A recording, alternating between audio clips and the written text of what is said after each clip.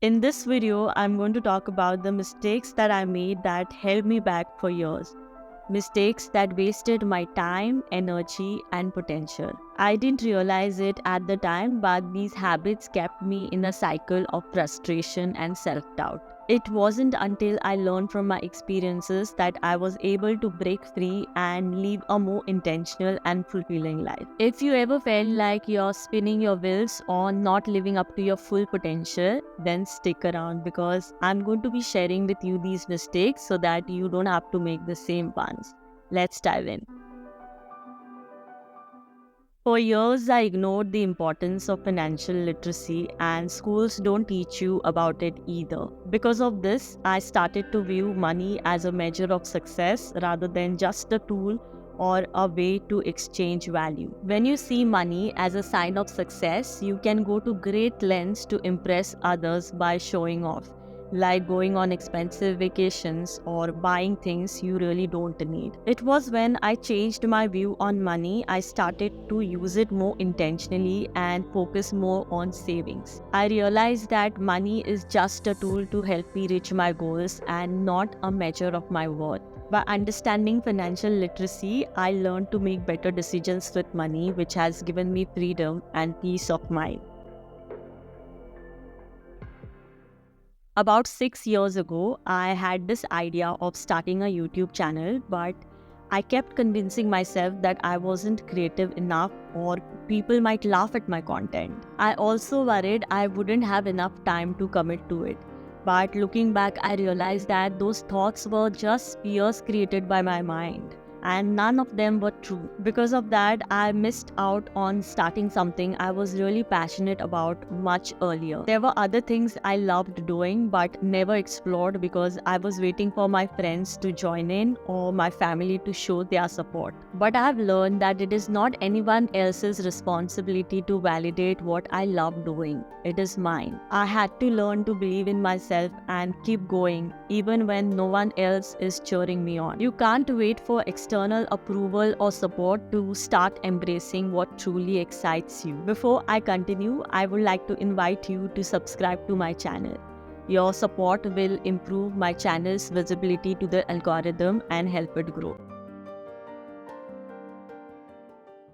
We are often conditioned to follow a default path that is set for us by society, the education system, or even our families. This default path looks like going to school, getting a stable job, climbing the corporate ladder, getting married, and having kids. Deviating from this path can look like stepping outside the expectations that are placed upon us, and it can be intimidating. We fear that if we don't stick to this conventional route, we might be abandoned or judged by those around us. However, it is important to consider the real risk of settling for a life that lacks fulfillment. Settling for a job you dislike, staying in a relationship that does not bring you joy, or accepting salary that does not reflect the value you provide. All of these choices carry a greater risk. The danger of settling for something that does not make you happy always outweighs the fear of losing something that does not contribute to your happiness. So, while it might seem risky to make your own path, nothing is riskier than following a default path. Fortunately, I didn't have social media when I was in school, but when I got to college, I started using it.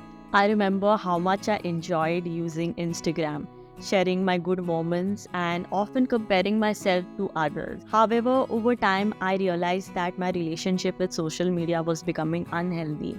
I frequently felt like I did not have enough time to do important things, but always found time to scroll through social media. That's when I decided to have social media detoxes. Now I don't have any social media apps installed on my phone and I can easily go months without using it. At first, I experienced withdrawal symptoms like FOMO, but over time I discovered much extra time to pursue activities I thought I'd never be interested in.